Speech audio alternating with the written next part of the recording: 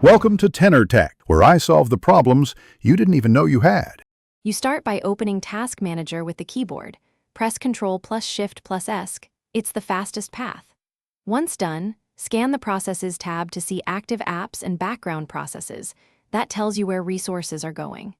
Make sure to use Windows key plus R and type Taskmaker if shortcuts are blocked. This step gets you into the tool without touching the mouse, so you can act quickly when an app hangs or the system feels slow.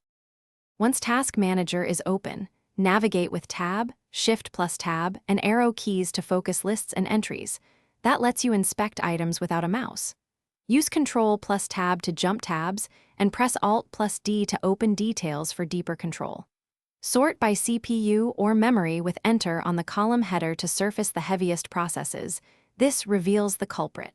If you need more info, press the context menu key or Shift plus F10 to open actions for the selected process.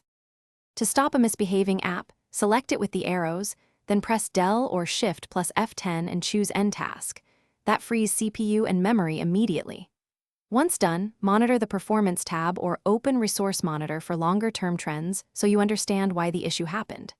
If a process resists termination, make sure Task Manager is running as admin. Press Ctrl plus Shift plus S. File, Run New Task, check Administrative Privileges. Troubleshooting tip: if Task Manager itself is blocked, reboot to...